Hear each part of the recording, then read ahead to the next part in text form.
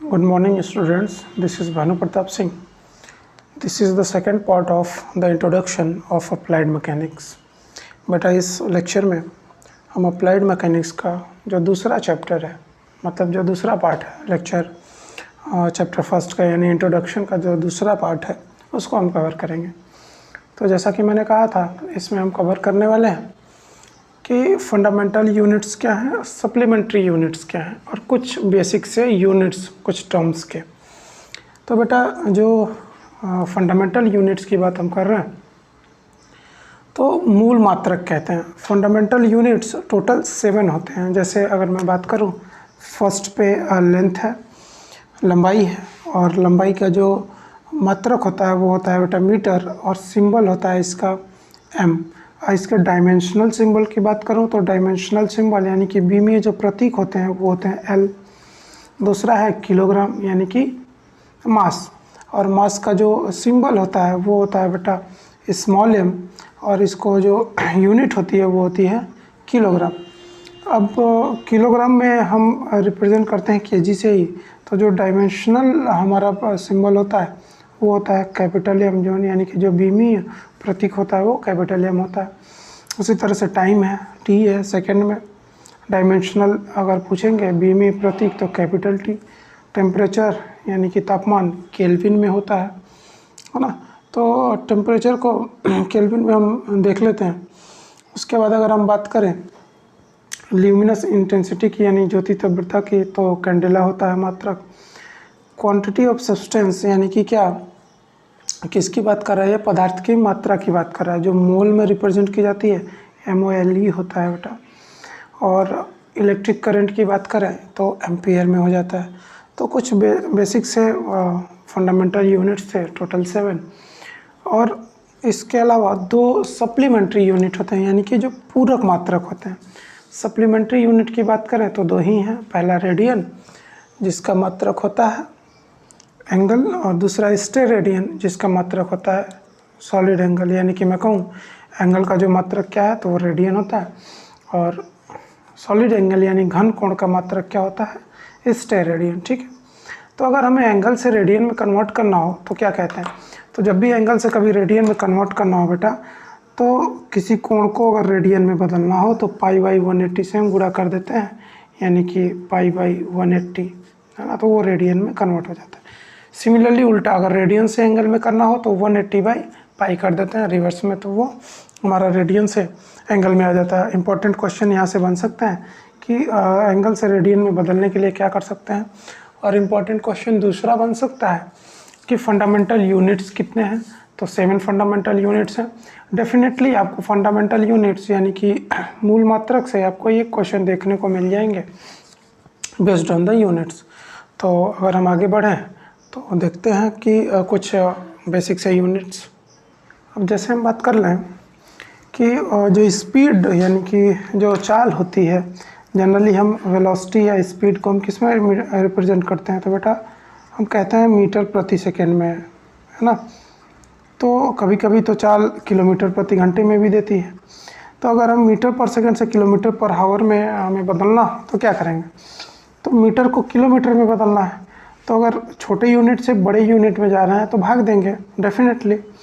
बेटा जो मैं लेक्चर्स पढ़ाया हूँ उसमें मैंने मेरे अगर यूट्यूब चैनल पे जाएंगे तो आपको प्लेलिस्ट मिलेगी। उस प्लेलिस्ट में मॉस की एक प्लेलिस्ट है। मॉस की प्लेलिस्ट में आपको 2 लेक्चर्स 3rd और 4th आपको बेसिक यूनिट्स पे मिलेंगे, उसको आप एक बार देख लीजिएगा। वैसे मैं ग्रुप में आपको वो चीज़ें भेज दूँगा। तो मीटर पर सेकंड से किलोमीटर पर हावर में जाना है, तो मीटर को किलोमीटर में बदलना है तो 1000 से भाग देंगे।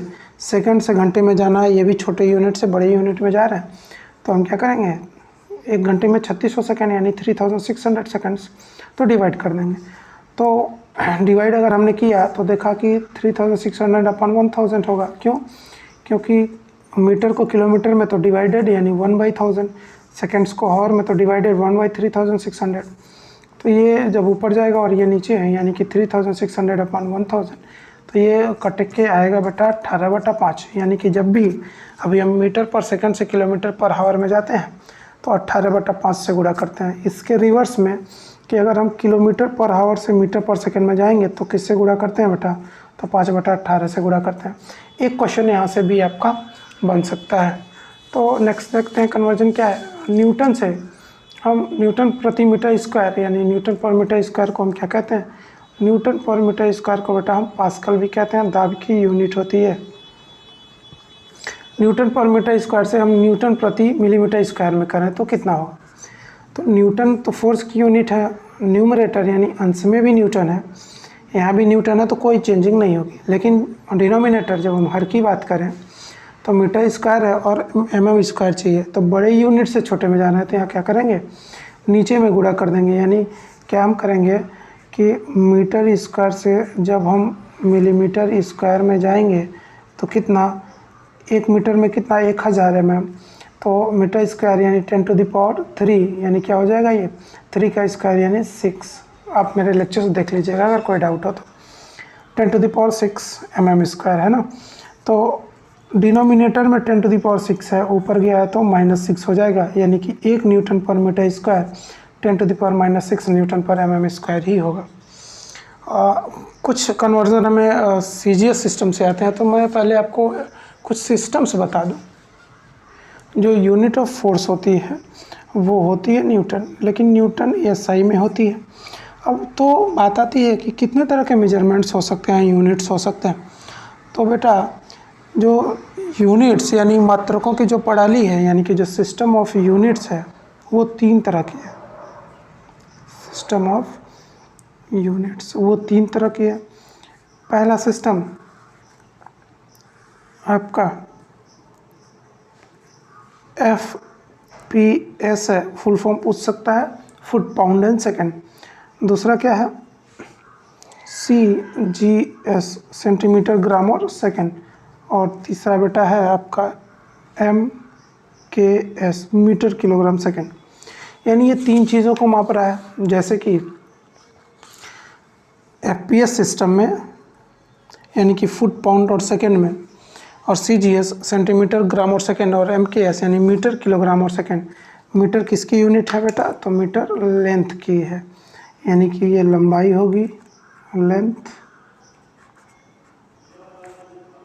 ये मास और ये टाइम। यानी कि लंबाई, द्रव्यमान और समय 3 चीज़ों को ही देखा गया। तो लंबाई यानी कि लेंथ, द्रव्यमान, मास और टाइम। तो लंबाई की जो यूनिट होती है वो मीटर होती है, MKS सिस्टम में, मास की किलोग्राम और टाइम की सेकेंड। इन्हीं तीनों का यानी कि लंबाई, द्रव्यमान और समय का CGS में अलग यूनिट है, नाम ही है CGS। तो लंबाई का CGS सिस्टम में क्या मात्रक होता है, सेंटीमीटर, ये लंबाई का होगा। और मास का हो जाता है ग्राम, यानी मास की यूनिट ग्राम। और टाइम का तो तीनों में वही होता है, यानी समय का जो इकाई यूनिट है वो तीनों में सेकंड होता है। सिमिलरली अगर हम FPS में देखें तो जो लंबाई है उसकी मात्रक होती है फुट, F फॉर फुट। मास की जो यूनिट होती है बेटा यानी द्रव्यमान की होती है पाउंड। और टाइम जैसा कि मैंने कहा समय, तीनों में सेकेंड ही होता है। तो कुल मिला जुला के हमें एक चीज़ देखने को मिली कि 3 तरह के सिस्टम है। लेकिन अगर हम फोर्स की बात करें, क्योंकि ज़्यादातर हम इस चैप्टर में फोर्स की ही बात करें, तो फोर्स का जो SI यूनिट है वो होता है न्यूटन। SI कह लीजिए, MKS कह लीजिए, है ना। अब न्यूटन से तो क्या वो CGS में कितना होता है, तो बेटा फोर्स की यूनिट अगर आपका न्यूटन है तो CGS में आपका क्या हो जाता है, डाइन हो जाता है। और हम बात करें किलोग्राम से न्यूटन में, यानी जो MKS है, तो MKS में अगर मास किलोग्राम है तो किलोग्राम को न्यूटन में बदलने के लिए बेटा 9.81 से गुणा कर दीजिए, वो न्यूटन में आ जाएगा। यानी 1 kilogram is equal to 9.81 newton. अब बात करें न्यूटन से डाइन में कैसे जाएंगे, तो 1 न्यूटन कितना होता है, 10⁵ डाइन होता है। ये भी क्वेश्चन इंपॉर्टेंट है यहाँ से जो सिस्टम हमने बताया। अब जब कभी आप केक को ख़रीदने जाते होंगे तो आप अक्सर सुनते होंगे, पूछता होगा कितने पाउंड की केक चाहिए, है ना। तो कितने पाउंड की अगर केक चाहिए आपको, तो कितने पाउंड के लिए आप क्या करते हैं, बेसिकली 1 पाउंड जो होता है हमारा POUND, 1 pound is equal to 0.454 kilogram. यानी कि 454 ग्राम का 1 पाउंड होता है। तो जब भी आप केक खरीदने जाते होंगे तो आपको पूछता है 2 पाउंड का मतलब 2 से गुणा कर दीजिए, 1 पाउंड का मतलब 454 ग्राम, यानी वो आधे किलोग्राम से भी कम होता है, हाफ किलोग्राम से भी कम होता है। तो कुछ बेसिक से कन्वर्जन थे फोर्स के, ठीक है। इसी तरह सब में होता है बेटा, ठीक है ना, आप ध्यान देख लीजिएगा। आगे बढ़ते हैं। और अगर हम बात करें कि न्यूटन पर सेंटीमीटर स्क्वायर से डाइन पर सेंटीमीटर स्क्वायर में जाए तो वही है कि न्यूटन को डाइन में केवल किया है, तो न्यूटन से जब डाइन में जाएंगे तो 10⁵ से गुणा कर देंगे, जैसा कि मैंने कहा। अब मेगा पास्कल की अगर बात करें,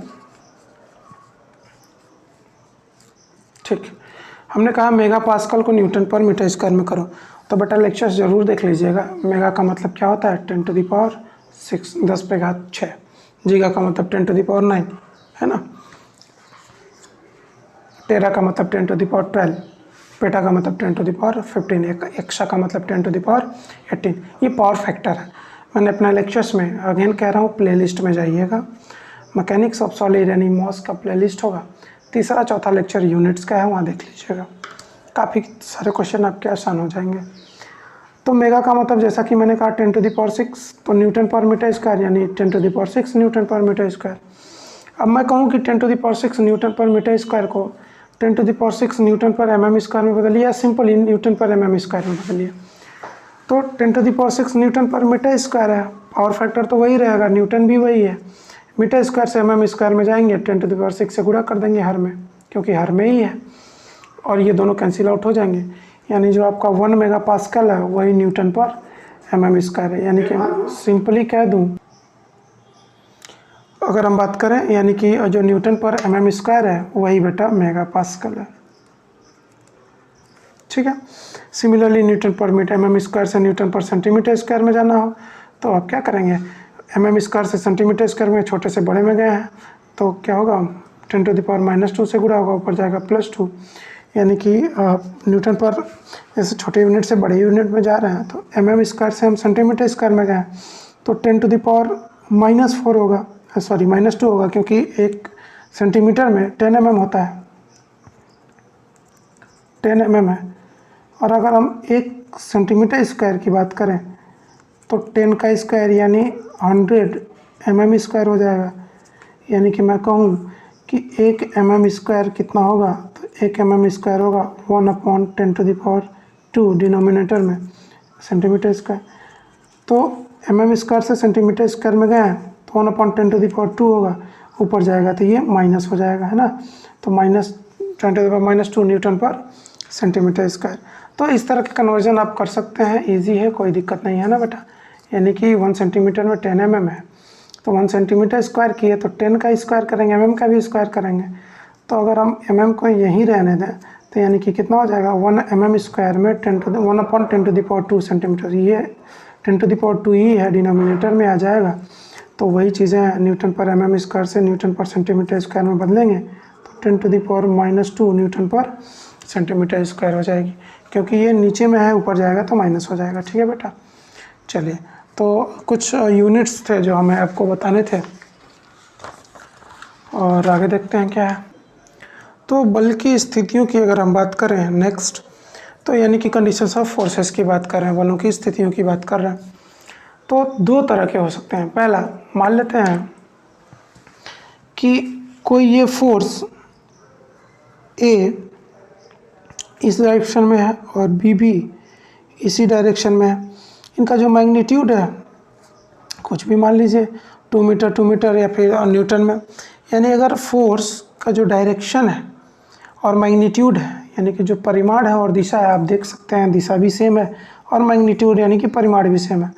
तो मैग्नीट्यूड और यानी कि परिमाण और दिशा अगर दोनों सेम है, समान है, तो इस तरह से रिप्रेजेंट होगी क्या, A vector is equal to B vector.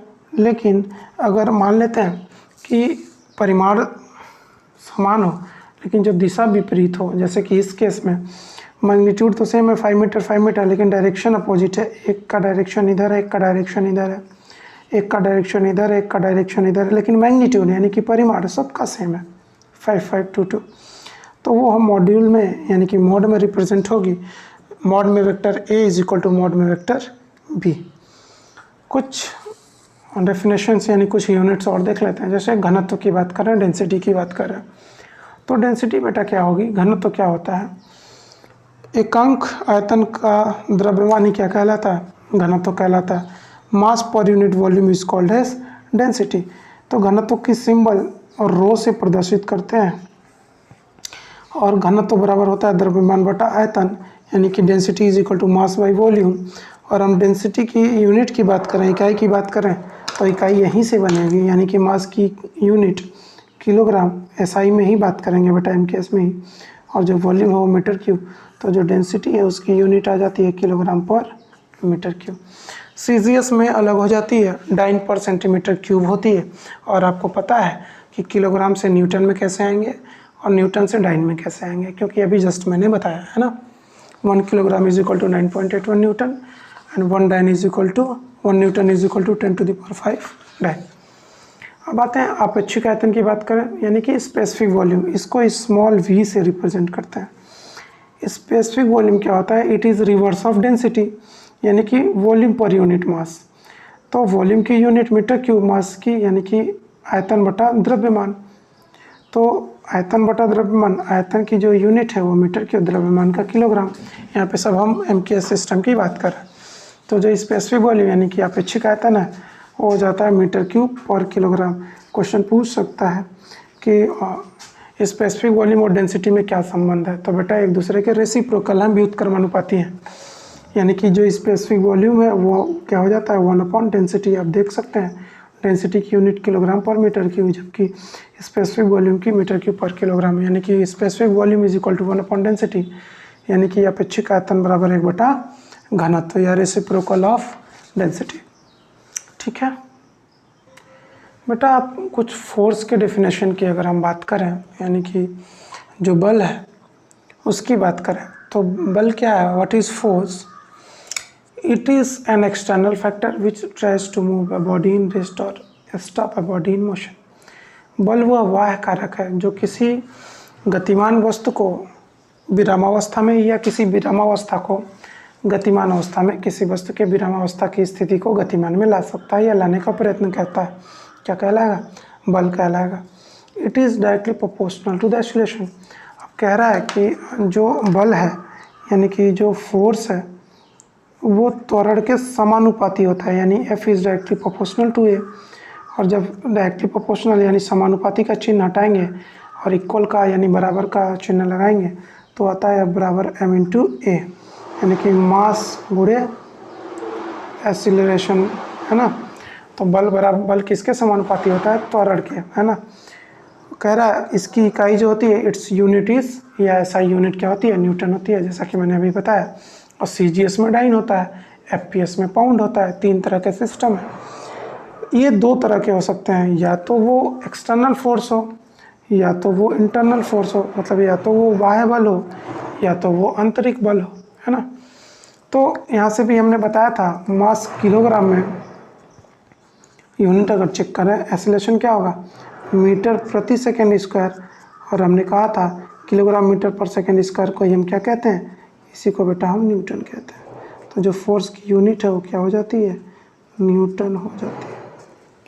चलिए कुछ क्वेश्चन 1-2 बेसिक्स कर लेते हैं। जैसे एक क्वेश्चन है, पूछ सकता है एग्जाम में आपका ऑब्जेक्टिव, कोई बड़ा इशू नहीं है। A body having mass 3 kilogram, 83 नहीं है बेटा, 3 किलोग्राम है, and acceleration produced is 5 metre per second square, then find the force generated by it. Hindi में ट्रांसलेशन करता हूँ। एक पिंड है जिसका द्रव्यमान 3 किलोग्राम है और वो 5 मीटर प्रति सेकेंड स्क्वायर का त्वरण उत्पन्न करता है, तो उसके द्वारा उत्पन्न बल की गणना कीजिए। तो गिवन डेटा यानी जो दिया गया मान है किसी पिंड के लिए वो नोट करते हैं। द्रव्यमान दिया है 3 किलोग्राम, त्वरण दिया है 5, यानी त्वरण यानी कि एक्सीलरेशन यानी स्मॉल ए 5 मीटर प्रति सेकेंड स्क्वायर।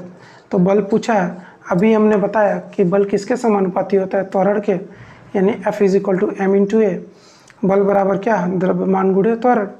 तो द्रव्यमान कितना है? 3 किलोग्राम और त्वरण कितना है? 5 मीटर पर सेकेंड स्क्वायर। और यहाँ भी अभी हमने बताया कैसे यूनिट न्यूटन में आई, मास किलोग्राम में, acceleration metre per second square में, kilogram metre per second square को ही न्यूटन कहते हैं। तो यानी कि जो F = ma है 3 × 5 यानी 15 न्यूटन होगा। तो जो पिंड द्वारा उत्पन्न बल है बेटा वो 15 न्यूटन का होगा। कुछ एक टर्म आता है एंगुलर वेलोसिटी, एंगुलर एक्सीलरेशन का, उसको भी देख लेते हैं।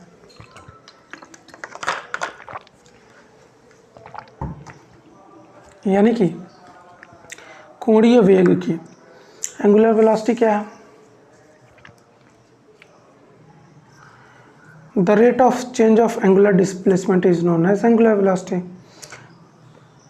कोणीय विस्थापन एक्चुअली क्या होता है? कोणीय विस्थापन परिवर्तन की दर ही क्या कहलाती है? कोणीय वेग कहलाती है। मतलब कि एंगुलर डिस्प्लेसमेंट, कोणीय विस्थापन की दर, दर मतलब समय, तो it is a ratio of angular displacement to the time. यह कोणीय विस्थापन और समय का अनुपात होता है, जिसको हम क्या कहते हैं? कोणीय वेग कहते हैं। इसको बेटा ओमेगा से रिप्रेजेंट करते हैं, प्रदर्शित करते हैं ना। इसकी इकाई क्या होगी? तो एंगुलर डिस्प्लेसमेंट को रेडियन, यानी कोणीय विस्थापन की यूनिट क्या होती है? रेडियन, और टाइम के सेकेंड। तो जो एंगुलर वेलोसिटी ओमेगा है उसकी यूनिट क्या हो जाएगी? रेडियन पर सेकेंड हो जाती है, रेडियन प्रति सेकेंड हो जाती है। चलिए एंगुलर एक्सीलरेशन को भी देख लेते हैं। कोणीय त्वरण क्या होता है? एंगुलर एक्सीलरेशन, इसको अल्फा से रिप्रेजेंट करते हैं। तो कोणीय वेग परिवर्तन की दर यानी कि the rate of change of angular velocity is equal to angular acceleration. अगर हम इसको कोणीय वेग को एक बार और हम विद रिस्पेक्ट टू टाइम कर दें डिफ्रेंशिएट, तो क्या हो जाता है? वो एंगुलर एक्सीलरेशन हो जाता है। मतलब it is a ratio of angular velocity to the with the time, यानी कि rate of change of angular velocity यानी कि कोणीय वेग परिवर्तन की दर क्या कहलाती है? कोणीय त्वरण कहलाती है।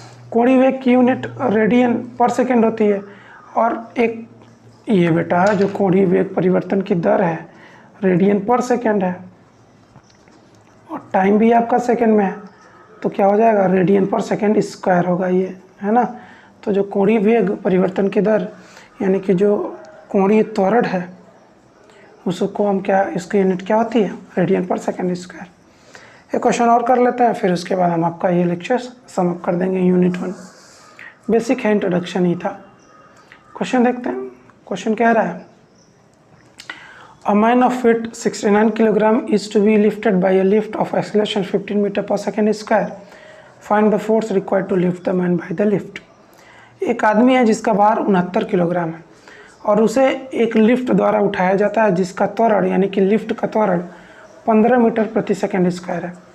तो कह रहा है find the force required to lift the man. तो उस बल की गणना कीजिए जो आदमी के भार को उठाने के लिए सक्षम है लिफ्ट के द्वारा। तो सिंपल सा वही लगेगा जो हमने बताया, F = m × a। अब क्योंकि दो चीज़ें होती हैं, या तो वो अगेंस्ट जा रहा हो, अगेंस्ट द ग्रेविटी, तो अगर अगेंस्ट द ग्रेविटी जाता है तो F = हो जाता है बेटा m a + g, acceleration plus acceleration due to gravity, बल हो जाता है। अगर फोर्स के अगेंस्ट नहीं, सेम डायरेक्शन में है तो m a - g, sorry a - g है, m a - g या g - है, जो बड़ा हो इसमें से। तो डिफरेंस होता है जब हम सेम डायरेक्शन में ले जाते हैं, एडिशन होता है जब हम अपोजिट डायरेक्शन में। तो क्योंकि लिफ्ट आदमी को अपोजिट डायरेक्शन में उठा रही है तो फोर्स क्या हो जाएगा? F = m a + g। बल बराबर द्रव्यमान ब्रैकेट में त्वरण प्लस गुरुत्वीय त्वरण।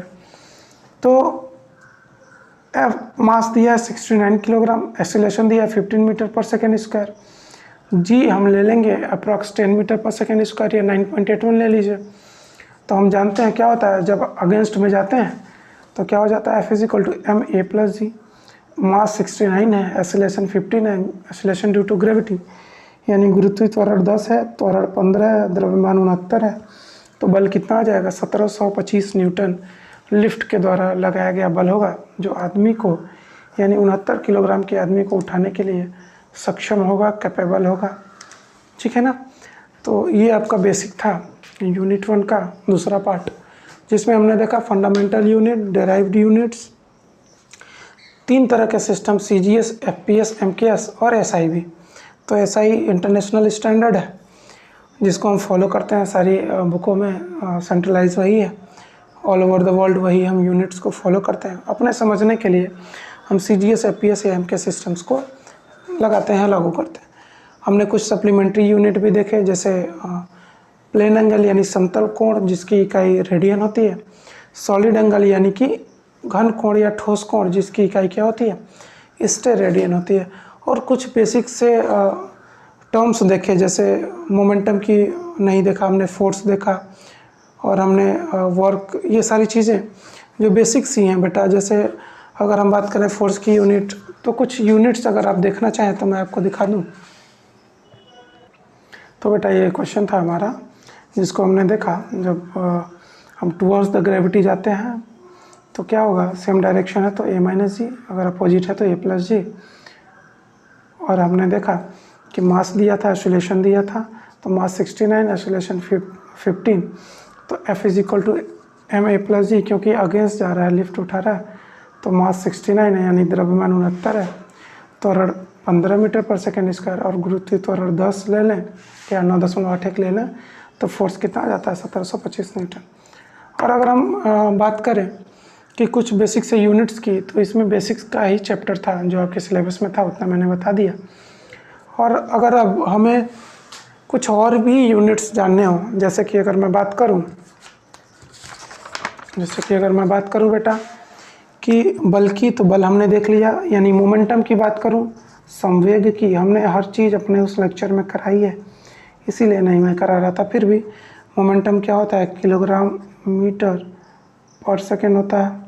संवेग का मोमेंट ऑफ इनर्शिया यानी कि जड़त्व आघूर्ण की यूनिट होती है किलोग्राम मीटर स्क्वायर, अभी आप इतना ही जानिए। इम्पल्स यानी कि आवेग का होता है बेटा, इम्पल्स आवेग का होता है न्यूटन सेकेंड, है ना। हम बात करें वर्क एंड एनर्जी यानी कि कार्य और ऊर्जा, तो वर्क एंड एनर्जी, कार्य और ऊर्जा की यूनिट क्या हो जाती है बेटा, जूल होती है। और किलो जूल तो पावर फैक्टर है, किलो जूल कहीं लिखा है तो इसका मतलब किलो का मतलब 10⁻³ है जूल, ये पावर फैक्टर है, लेक्चर ज़रूर आप देख लीजिएगा। मेगा का मतलब 10⁻6 है ना, वो बताया था। और हम कहें कि एक जूल में कितना होता है, तो 1 न्यूटन मीटर को ही जूल कहते हैं। हम न्यूटन मीटर को भी अगर हम सिंप्लीफाई करें तो न्यूटन में कितना, kilogram metre per second square तो हो गया न्यूटन, ये टर्म, और मीटर ऑलरेडी है तो गुणे मीटर। यानी कि अगर हम बात करें कि 1 जूल में कितना होता है, तो 1 जूल में 1 न्यूटन मीटर, और 1 न्यूटन में 1 kilogram metre per second square, और मीटर पहले से है तो मीटर, यानी कि ये क्या हो जाएगा, किलोग्राम मीटर स्क्वायर और सेकेंड स्क्वायर, ठीक है ना। तो इस तरह की जो वर्क एंड एनर्जी की यूनिट है वो हो जाती है। हम मोमेंट ऑफ फोर्स की बात करें यानी कि बल आघूर्ण की, तो मोमेंट ऑफ फोर्स क्या हो जाता है बेटा, न्यूटन मीटर, किलो मेगा जेगा पीटा टेरा एक्सा, ये सब पावर फैक्टर है। 7वां बात करें कि पावर यानी कि शक्ति की यूनिट क्या होती है, तो आप बार बार पढ़े होंगे, वाट, है ना। और बेटा 1 वाट कितना होता है, जूल प्रति सेकंड को ही हम वाट कहते हैं। और जूल कितना होता है, अभी बताया कि 1 न्यूटन मीटर जूल प्रति सेकंड को वाट कहते हैं। और जूल कितना होता है, 1 न्यूटन मीटर ही होता है, सेकंड है ही, तो न्यूटन मीटर पर सेकंड भी वाट है, जूल पर सेकंड भी वाट है ना। तो कुछ बेसिक से कन्वर्जन। अब कह रहा है कि हॉर्स पावर क्या होता है, अश्व शक्ति, तो 1 हॉर्स पावर में बेटा 746 वाट होते हैं, ठीक है, या 746 न्यूटन पर मीटर कह लीजिए, या न्यूटन मीटर पर सेकंड यानी कि जूल पर सेकंड कह लीजिए, जूल पर सेकंड ही वाट है। प्रेशर की यूनिट यानी कि जो दाब होती है, प्रेशर, उसकी यूनिट होती है न्यूटन प्रति मीटर स्क्वायर, है ना। न्यूटन प्रति मीटर स्क्वायर, पास्कल भी कहते हैं न्यूटन पर मीटर स्क्वायर को। अब प्रेशर के कई सारे टर्म्स हैं, kilo pascal, mega pascal, जीगा pascal, Newton पर मीटर स्क्वायर ही पास्कल है, यही पास्कल है। अब कभी किलो पास्कल लिखे तो किलो पास्कल का मतलब, पास्कल का सिंबल पी होता है, किलो का मतलब 10⁻³ हो गया इसका मतलब, और पास्कल तो है ही न्यूटन पर मीटर स्क्वायर। तो बेटा किलो, मेगा, जिगा, पेटा, टेरा, एक्सा ये सब पावर फैक्टर हैं। प्रेशर हो गया आपका। पावर फैक्टर का मतलब किलो का मतलब बता ही देता हूँ यार, 10⁻3। मेगा का मतलब 10⁻6। जिगा या गीगा कहते हैं आप लोग 10⁻9। टेरा का मतलब 10⁻12। पेटा का मतलब 10⁻15।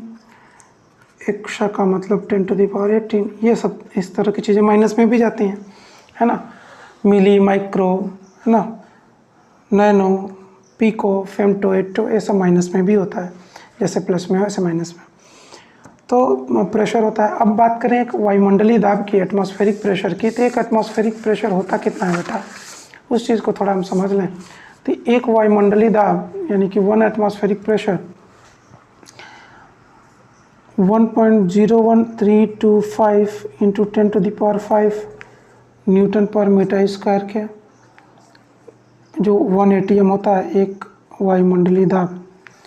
या फिर कह लीजिए 1.01325 इंटू 10⁻² किलो पास्कल न्यूटन पर मीटर स्क्वायर ही पास्कल है। किलो हमने इसको 10⁻3 में और 10⁻2 में कन्वर्ट कर लिया, तो 10⁻3 को हमने लिख दिया क्या, किलो, और 10⁻2 क्या हो जाएगा हमारा, ये पावर फैक्टर रहेगा ही। और न्यूटन पर मीटर स्क्वायर को हमने क्या कर दिया बेटा, तो इसको हमने कर दिया पास्कल। देखिए पास्कल, तो 1.01325 इंटू 10⁻2 किलो पास्कल, या मैं कहूँ कि 101 किलो पास्कल भी सामान्य भाषा में लिखते हैं, या 10.3 मीटर पानी के टर्म में लिखते हैं, मरकरी का होता है, या फिर 760 मिलीमीटर पानी के टर्म में 10.3 मीटर होता है, मरकरी के टर्म में 760 मिलीमीटर होता है मरकरी का, और या फिर 1 mm मरकरी 1 टॉर होती है, तो 760 mm और 760 टॉर भी होता है। तो कुछ इस बेसिक से एटमॉस्फेरिक प्रेशर के कन्वर्जन थे वायुमंडलीय दाब के। बस आपको ये याद रखना है कि एक वायुमंडलीय दाब कितना होता है, 1.01325 गुणे 10⁵5 न्यूटन प्रति मीटर स्क्वायर। यहाँ से आपको जिस भी यूनिट में कन्वर्ट करना है आप कर ले जाएंगे। तो प्रेशर की भी यूनिट हो गई। तो बेसिक से जो बचे भी थे हमने आपके सिलेबस में, जो ज़रूरत पड़ती वो हमने करा दिया। फर्स्ट यूनिट बेसिक है, 2-3 क्वेश्चन बनते हैं, आप इनकी प्रैक्टिस कर लीजिए। जो भी हमने बताया है एक बार आप अच्छे से देख लीजिए। अब आपका एक लास्ट चैप्टर बच जाएगा, फ्रिक्शन यानी कि घर्षण। उसके बाद हम मैकेनिक्स के ऑब्जेक्टिव क्वेश्चन की भी प्रैक्टिस कराएंगे। तो चलिए फिलहाल इतना तैयार कीजिए, देखते हैं।